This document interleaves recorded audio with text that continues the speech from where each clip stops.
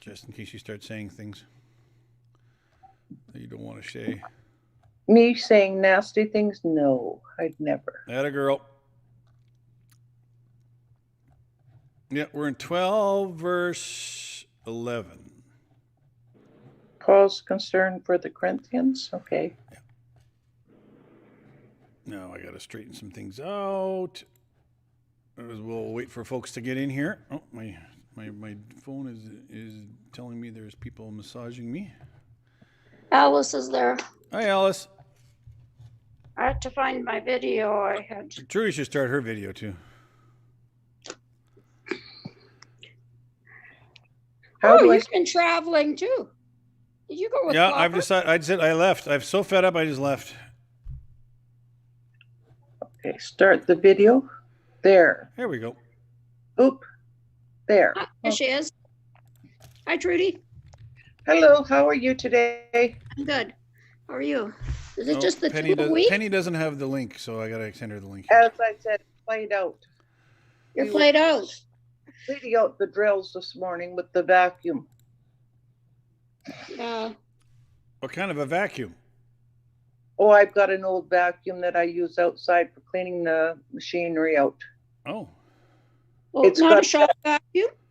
It's got a bag in it that I can take out and dump all the time. Oh. Oh, okay. One of them. Yeah. So dump the barley and then did the fertilizer attachment and got the rest of the fertilizer out of there and dropped the thing so we could get, so it doesn't get all bunged up for next year. If he's still farming next year. What else? Well, somebody will get the drill at any rate. What else would he be doing? Well, after the trouble we had this year, I don't know. Trouble with what? Well, first of all, we went to get the triticale out of the bin to clean it. Right.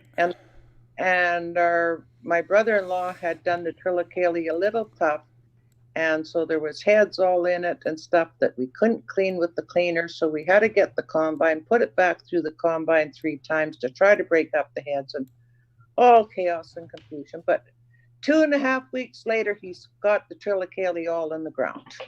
Oh, okay. And then put some barley in. Oh. So we have. What is triticale? What is it? Is it wheat? No, it's more for a feed. Oh, it's a feed. Okay. Like we can bale it green and for bales. Is it a grass then? Kind of. Well, it's not a grain; it's a grass. Well, yeah, I think. I don't know. Well, you ship it out the entire plant when you're going to feed it. You don't just feed them the grain from it, right?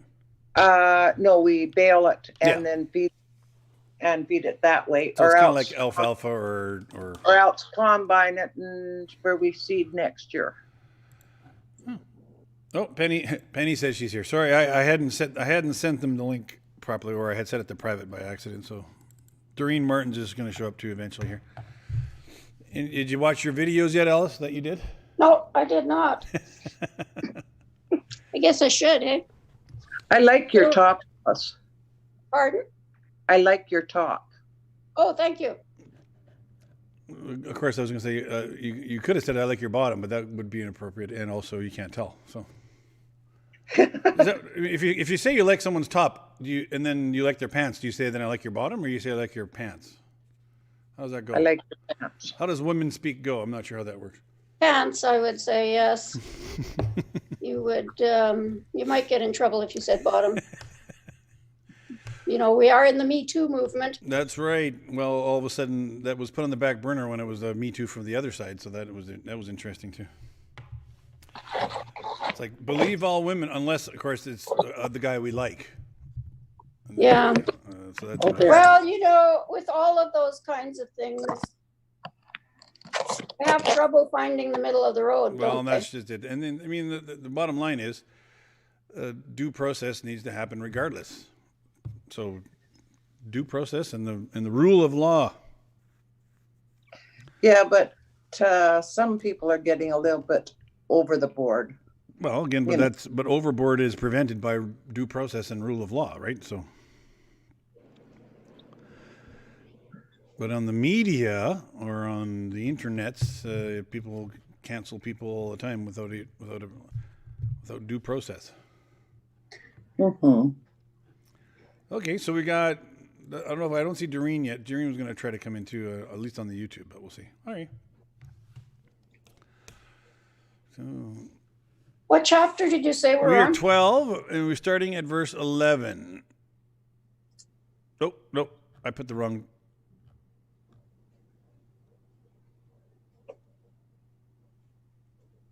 Oh, I forgot. We're a week behind. So where did we start when we were a week behind? We started. I thought we talked about being a fool. Yeah, but he says it again here. Okay.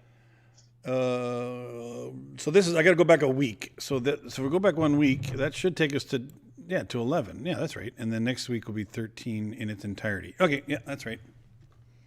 So chapter 12, verse 11. You mean this group is 1 week behind the other group? Is that what you're saying? Correct. Yeah, the other group finished this morning. They finished chapter 13.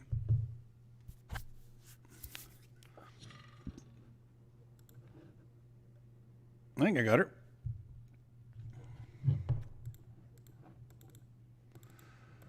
Is that not fitting? Something's not right here.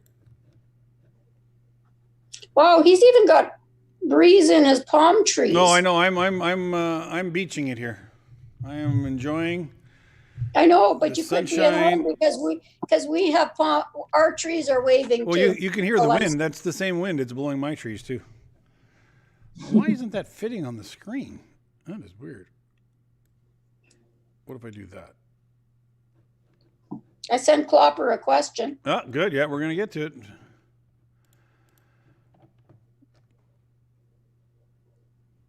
How do I... Doreen's not getting in. I don't know why.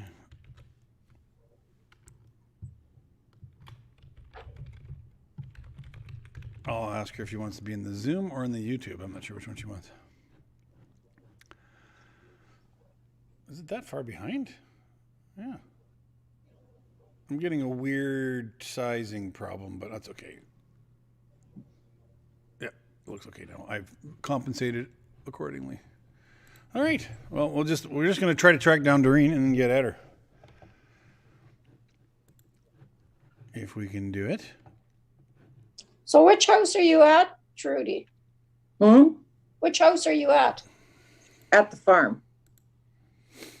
Then when I finish all the painting out here, I want to come into Swift Current and do a bunch of painting outside there. Oh, okay. You I have a lot more energy than I do. I painted half of my deck. Yeah. The top half or the bottom half? The top half on the north side, or it's on the east, but half the north side, and got the deck painted once and then had to repaint it the second time, all by brush, by hand. And then I started painting some of the deck furniture. Oh, so... And you have to go on to Facebook to see that. All right, let's see. Oh, okay. I take it you got a little creative. Well, I've got one of those park benches that has the wrought iron on it, and I painted all the wrought iron black, and then the wood around it I painted yellow. Oh, okay. So you can, to go on my brown deck, it really zooms, something to... What is the word they use? It sparks. No, that's not. It pops. Yeah. That's the. It pops. Yeah. That's the word they use, right? And now I'm doing what do they call it? One of those chairs, those wooden chairs with the high back and everything. Adirondack. Okay, one of those chairs, and I'm doing it yellow, but the weather had got at it, and half the varnish went off, so I had to sand the rest of the varnish so my trim clad paint would stick to it, and I'm doing it in yellow, but I think it's going to take 3 coats. Oh, here I thought Doreen said I can't hear you, but she said I can hear you. So here I am trying to fix her audio problem, and she doesn't have one. Okay. Oh, is she on YouTube? Yeah, she's just watching on YouTube. All right, good. Okay. Hi, Doreen. Well, She that can't is funny. speak to us, but hi, Doreen. No, sometimes I need to read the entire word when I'm reading things, but sometimes I don't, as people well know. All right. Let's get at her. We've only got 3 hours to finish this, so. Okay. You like my old church service in the background? Isn't that nice? Mm-hmm. What was that? It was Christmas time. What was going on? Oh, that might even be the kids' Christmas program. Look at that. I'm in 2 places at once. Look, I'm in there and there. Look at that. I thought I'd throw up some normalcy in the background. Back in the day when things were normal. All right, I'll change it. Oh, what do you want? Should we go back to the beach? Let's go back to the beach. All right. All right. Verse 11 of chapter 12 of 1 Corinthians. 2 Corinthians. Thank you very much. Did I say 1 Corinthians again? My son accidentally brought me a coffee this morning. He was trying to get it for someone else. They didn't want it, so I got it. All right. I have made a fool of myself, but you drove me to it. Okay, so he's just finishing up. You're right, Alice. He did talk about being foolish and being a fool for the sake of the gospel and being a fool by bragging about all the bad things that happened to him. That's true. But he's bringing it up one more time because he says, I have made a fool of myself, but you drove me to it. What do mums and dads say? Don't make me spank you or something to that effect. How does that go, that saying? Or you drove me to it or something to that effect. I ought to have been commended by you, for I am not in the least inferior to the super apostles, even though I am nothing. All right, so again, Paul is dipping into his literary bag of tricks, and now he's using sarcasm. I said I call it the snarky. I call this the snarky edition. Paul's actually being snarky. Ever heard that word snarky before? Yep. Mm-hmm. Yeah. So he's being snarky here. He's telling him, listen, even though I'm inferior to the super apostles, or now what did the King James? The King James said, now I gotta look that up real quick. The authorized ones, or something to that effect, or the what did he? I didn't hit search. All right. So the King James says the chiefest apostles. All right. And the NASB, I have 3 open here. Okay, good. Yep. Most eminent apostles. Yeah, most eminent, the chiefest, the soup. And so actually, I kind of like I actually do like the NIV saying super apostles. I think that really encapsulates it. I am not very familiar with the NASB, but I just. No, it would be NASB. With Bible Gateway, you can open up a bunch at the same time. Yep, that's right. NASB normally is going to try to keep the word that's the closest to the Greek word if possible, but it makes it extremely unreadable. But it does. I use it very often for trying to see, well, what would have been the actual tool of the words there. But this is an actual 100% sarcastic comment from Paul. He's using sarcasm. It says, and so you can just, it's just dripping. It's like, oh, okay, so I made a fool of myself, but you drove me to it. So he starts off with this is your own fault. Second thing, he goes, I ought to have been commended by you, for I am not in the least inferior to the super apostles, even though I am nothing. Wow. So he's really laying it on thick.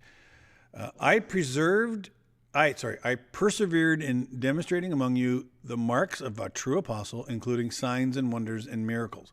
By the way, the marks of a true apostle, also he's inferring there also the physical marks that he's received, that he referred to earlier when he was doing the bragging, when he was out of his mind doing the bragging. How were you inferior to the other churches, except that I was never a burden to you? Forgive me for this wrong.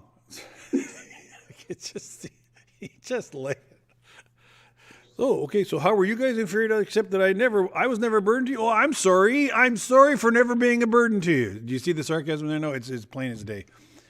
I love that. Oh, I'm sorry for giving you $1,000, or, your children when they complain. I'm sorry for feeding you and changing your diapers all through the years. I'm sorry. It's sarcasm. It's 100% sarcasm. And Paul is really laying it on thick here to make his point. And his point is that no, he wasn't a burden to them. And he actually was the super apostle. He was the one that actually was giving them the truth. These other super apostles were actually fakers and guys who were not sharing the good news of Jesus properly. So anyways, this is one of the snarkiest passages in the Bible, this part right here. If anybody ever tells you that Christians should never use sarcasm, you go, well, what about Paul? What do you mean? Well, just read him this verse. It's as plain as a day. All right. Now, I am ready to visit you for the third time, and I will not be a burden to you, because what I want is not your possessions, but you. I always think of that American War poster, Uncle Sam. Was that I want you, right? Remember that? Mm-hmm. Remember that old poster? And here Paul is getting at a pretty important point. Guys, listen, I'm not in this game to get out of you stuff. I'm in this game to give to you because I love you. And so he went through that long list of how he never took money from them. He went through the long list of how he was supported by other churches when he was there. He went through the long list of how he suffered and was persecuted for the message of the gospel. And then he went through the long list of ways that he's loved them and cherished them, even though he's had to chew them out on occasion. And so he says, but I actually want your heart. It's not the possessions that you have that I want. It's you. And the false teachers always wanted their possessions. They always wanted them. You look at cult leaders. Hi, Julietta. Julietta's here. Say hi, Julietta. Hi, Julietta. You look at all the cult leaders. They're always trying to get things out of people, right? They're always trying to get them to give them money, or they're always trying to get them into bed, or they're always trying to get them to listen to what they say and take over the government, whatever. The cult leaders are always trying to get things out of their people. Paul is very clear. I didn't want to get anything out of you. I just wanted to give you this incredible message.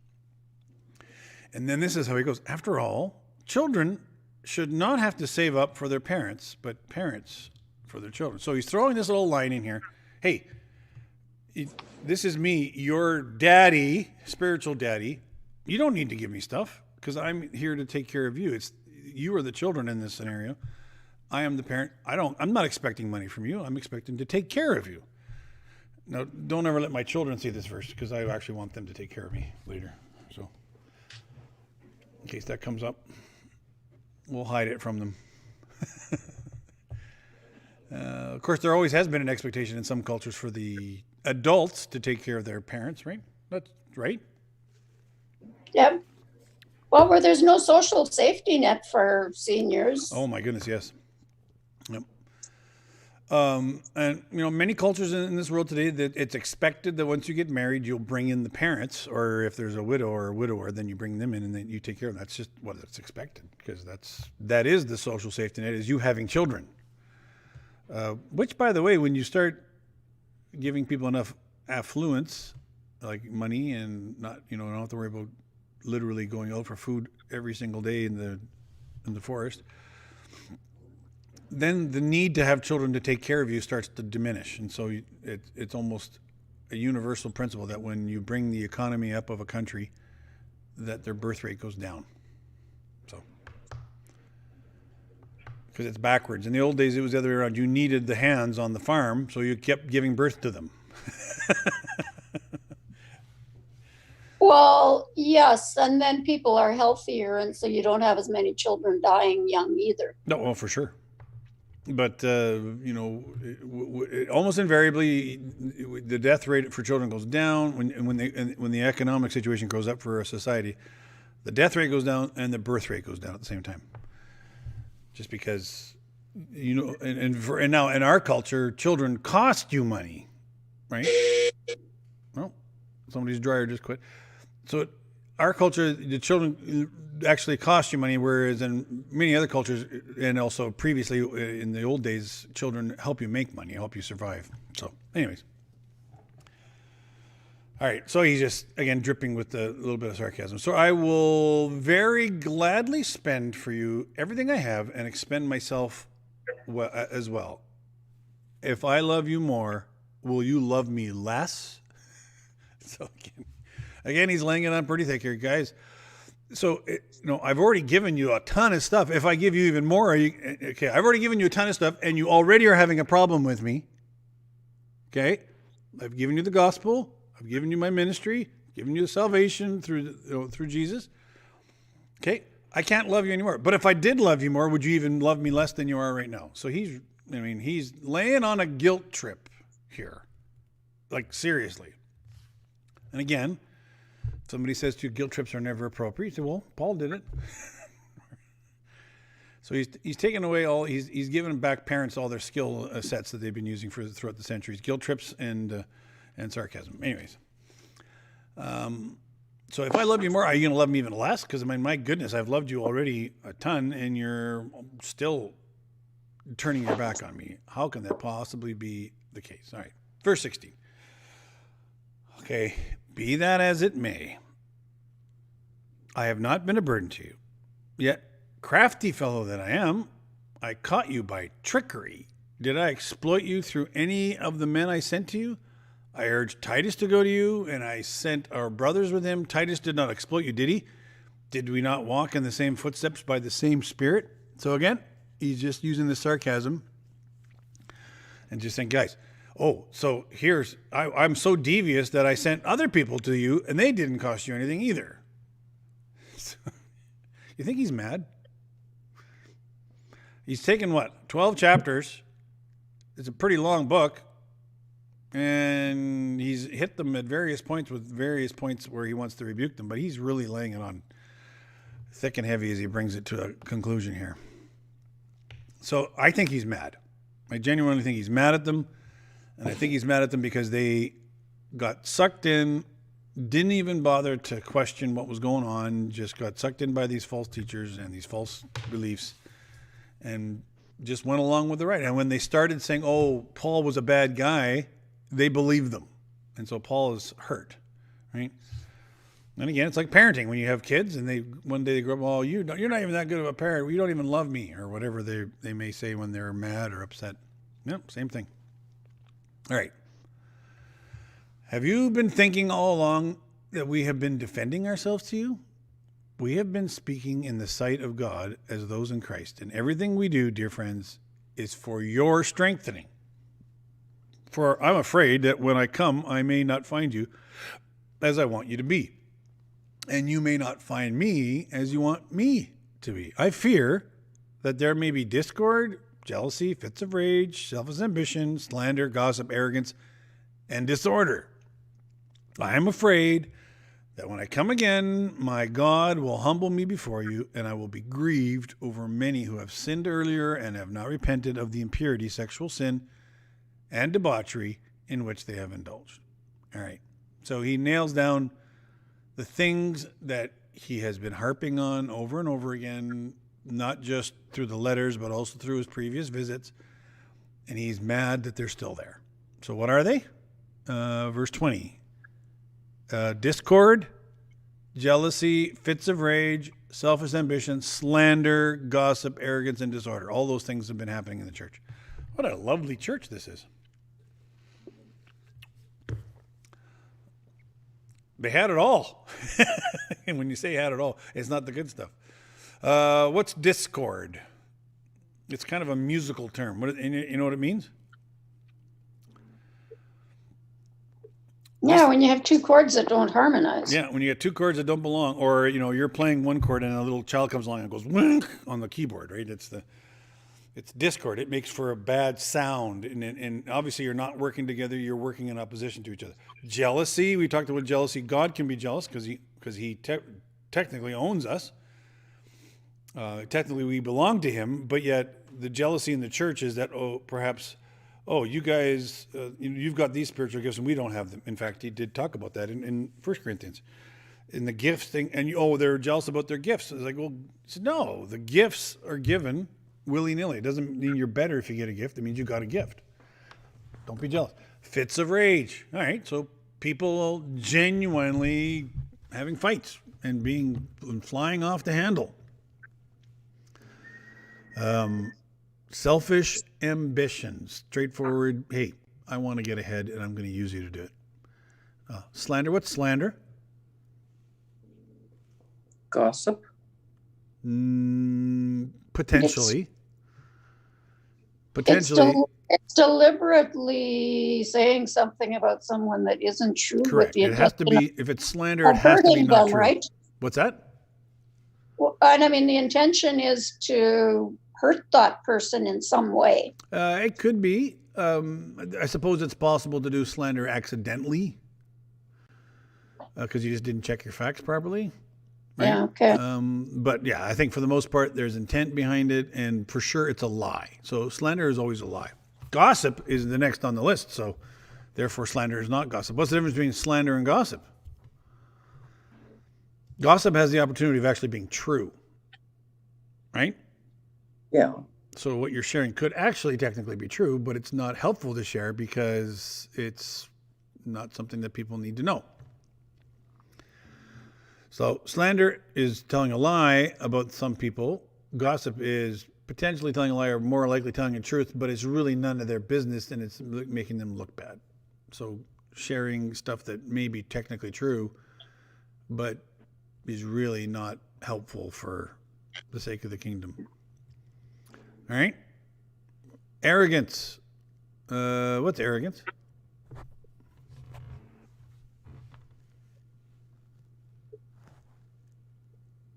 Yay, me. Yeah, it's Think that of More pride. than that, isn't it? Thinking of you as the only person. Yeah. Arrogance is, it's all about me. It's the me show, right? We use the word narcissistic nowadays, right? Narcissist was the guy that looked was it in the mirror all the time and couldn't stop looking at himself because it was all about me. Narcissism is a big problem culturally, actually, in our world too. And lastly, what is it? Disorder. Ooh, what's disorder? Things not being in the right place at the right time, or all muddled up. Yeah, they were having problems. Remember, yeah, it was they were having a hard time in their church service. Remember, they were getting drunk, right? We were talking about that. They were getting drunk and overeating, and it turned into bedlam. So that was, their service times themselves had become disordered. So, anyways, so those are the list. And then he's going to list some more in a second. Now, I am afraid that when I come again, my God will humble me before you, and I will be grieved over many who have sinned earlier and have not repented of the impurity, sexual sin, and debauchery. All right, so he had to come before. In 1 Corinthians, he mentioned the stepson and the mother-in-law, the stepmother or whatever situation, which was icky. And he's seen other sort of sexual sins, impurity, sexual sin, debauchery, pretty much all of that would be included in there. And he told them what it was. He said, no, this is not right. We need to stop doing this. He's afraid that when he shows up again, it might not have stopped. So he's basically fair warning them, saying, guys, listen, this was a problem and it will remain a problem. So what we've got is a very, very, very dysfunctional church that Paul loves dearly. He loves them so much. He's already visited them twice, and he's going to come again if he can. We're not sure. I don't know if we don't think he actually ever got back there, but we're not positive. If I remember correctly, I should have looked that up.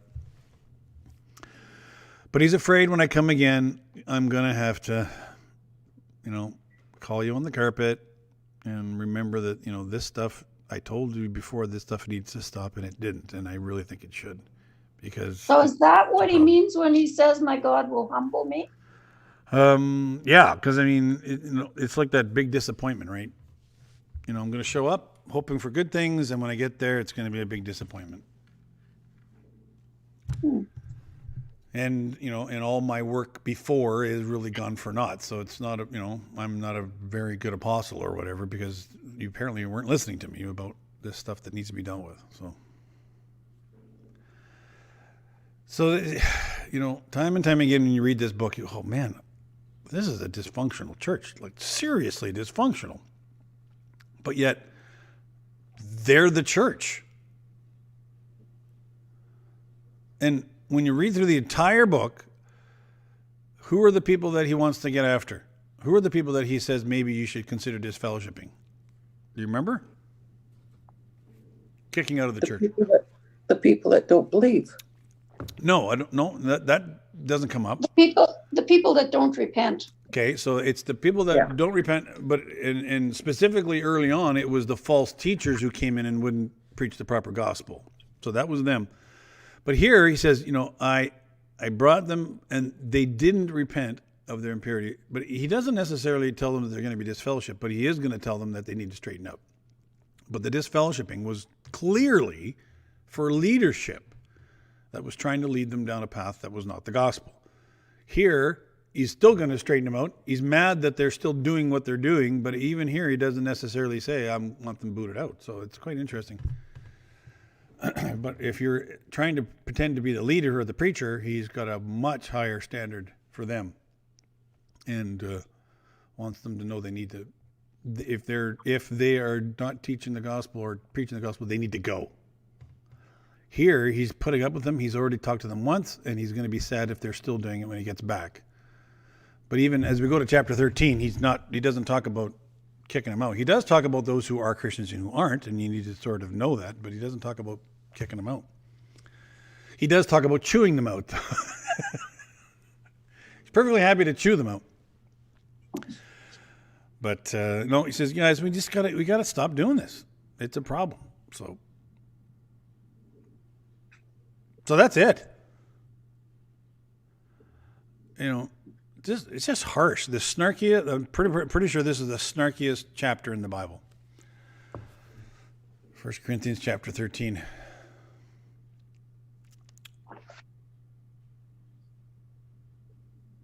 Tough love, right? Ever heard of tough love? Yeah. I mean, it's pretty clear too that Paul is demonstrating he actually does love them over and over again. The efforts he's gone through, the time he spent doing stuff. It's pretty clear that he does in fact love them, and he's not trying to overlord them, if that's the word I want to say. He does want to be their teacher, he does want to be their apostle, and he does want to be their leader because he has proven himself, but he doesn't want to be a cult leader with them. He wants them to follow the gospel. And it breaks his heart. So he's tried about 6 different tactics in this book to get them to straighten out. So, I don't know if it was a tactician type of attitude or whether he was just frustrated, but that's what he's done. He went through great lengths to over and over again trying to get them to straighten out. So hopefully when they get the letter, every personality will have a point of response. Yeah, that's right. Hopefully everybody, okay, that's me. Yeah, that's right. This is why I don't want to be an area minister, right? So area ministers or bishops or what do they call them? Superintendents in denominations, they have to go into disordered churches all the time and try to deal with this stuff, right? That would just drive me crazy. 2 of my best friends are doing it right now. It's like, guys, have fun. But Paul was kind of being the bishop here. He was, he was trying to get him to straighten out. It'd be fun to be a bishop and use this text. Just go and just instead of saying what you think, just read this text to them, saying that you're saying it. I mean, do it in maybe your own language so they don't connect that it's actually the Bible. And watch how mad they get, and say, "Oh yeah, by the way, that was just the text of the Bible."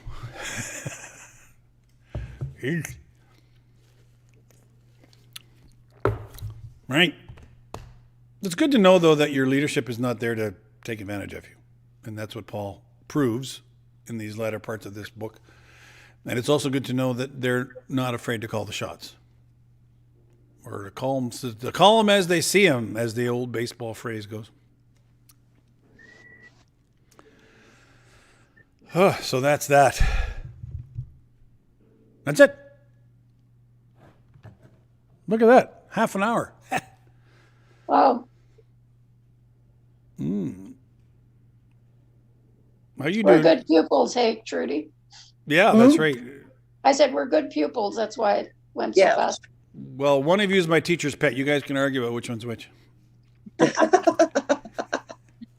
Well, when I had clients, I always said I didn't have any favorites, and then when one would go to a nursing home, they'd say, "But that was my favorite one." Oh, very good. Yeah. Yeah. They're all your favorites in different ways. Yes. And if anybody on YouTube wants to send a question, just type it in the chat and we'll answer it. But yeah, this passage does a couple of things. It helps us to think, oh man, we have a good church, comparatively speaking. 2, well, we've got to be careful that we don't get sucked into false leaders. And 3, that we don't get sucked into thinking that we can get away with stuff because we're so good. It doesn't work that way. Well, Paul, his entire ministry with its sufferings is directed to this end, to try to get the Corinthians to remember what the church is all about. Welcome. Get back to the core. In fact, there's the pictures that Walk Through the Bible made pictures for every book of the Bible and help you to remember what the verse is about. And let's see if I can punch it up here. And the picture was, let's see if I can find it. Oh, no, that's not what I wanted.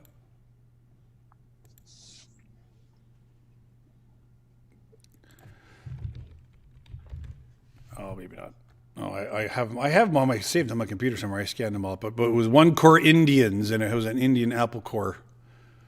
Looked like dressed up like an Indian. It was the core of the gospel. It was the key word there, and help you to remember what the point was. So you're right, Trudy. Remember the core. Remember the core. Yeah, remember the basics of the gospel. Don't get sucked into those other tricks. Well, what else we got going? No questions on Facebook, so oops. Oh, wait a second. Nope. Oh, yeah. Doreen made a comment. Arrogance. Oh, yeah. She said arrogance is thinking you are better. Okay, good. Yeah, that's right. Sorry, I missed that, Doreen. She put it in the other chat. So, yeah. Is Doreen mad at us that she doesn't come video anymore? Is she what? Is she upset with us? Absolutely, yeah. No, she's upset that you guys have had your haircuts and she hasn't. No, I don't know. She's mistaken on that one. She is here. She's mistaken there about haircuts. No, okay. Well, there you go. So it must be something else. Well, Michelle got her haircut the other day. She was pretty happy, and we saw Sumi downtown. She's setting up her shop again, and because the business she was working for ended up closing, so I think they were maybe going to close anyways. But nevertheless, she's got no business to go back to. So some adjustments there. And my hairdresser's just coming back long enough to say goodbye to everybody. Oh no, really? Yeah. Well, I was expecting it sooner or later, and I'm not surprised it happened now. But no. I don't think she couldn't just not come back. So she's coming back for a month and a half, and that's probably just to make sure that she sees everybody once more. Farewell tour. So I guess I phoned last Thursday to get a haircut, and when I phoned, the one that answered the phone said, "Just a minute, I'll have to ask her." And then my hairdresser came on the line. She said, "I've been expecting this call." She said, "I booked you for the 28th at 4:30. Oh my goodness, she was planning ahead. That's good. By the way, Doreen's baking bread today, so it's easier for her just to listen. Again? So, yeah, that girl. Or still? What did she make? She's made over, what was the amount now? Well, I'm going to say it's close to $1,000. I can't remember the number, but in fact. Oh my God. That's very cool. Yeah, and just utilizing your time to do it properly. Oh, she goes, "I'm too noisy with bread in the oven, and now I lost you, so I'm not back." So she's not even listening anymore, so you can... All right. Well, hey, thanks for joining us today. Thank you. Thank you. I'll let you guys do your own private prayer time today. Just do your own prayer time since we're all off in different directions here. Okay. Prayer requests. I think we should continue to pray for our shut-ins who are not just shut-ins but trapped-ins. So Eldon would be one of them, and I know Doreen's son, is it Paul? He's been trapped in, and that's been a frustration for her. So pray for that. Yeah. Some people are starting to hit that wall. No, they're at a certain point, our social and spiritual needs. Well, spiritual needs not so much because we can still do that, but social needs are there for a reason. And the despondency and the frustration level gets really high, and it can be dangerous and unhealthy, of course. Yeah. I feel sorry for all the people that live in a city or a bigger city than Swift Current that can't go out or stuff like this, where I can just go out in my yard and walk for quarter of a mile and that's our way or half a mile the other way. Yeah, and that's our Bolivian missionaries. Remember, they're in an apartment. Yes. And only allowed to go one morning a week per person. Well, and then people who are people who live alone. I said, Dora, we may not talk a whole lot some days, but we are two people in the house. Yeah. That's right. Yeah. No, I agree 100%. And if you're a single person, and they talked about, make sure you have only a cohort of people, 5 or 6 people. Well, some people don't even have that. Right? No. And and things like going to coffee shops and restaurants were the ways that they interacted with people, and they can't do that. And of course, to church. So, anyways, that's okay. You got me all ramped up again now. Cut it out. There, I'll go back to Saskatchewan as we finish up here. There we go. Thanks, Joel. Thank you very much. Back Have to a good Saskatchewan week, guys. All right. Well, thank you very much for joining us. Okay, bye, guys.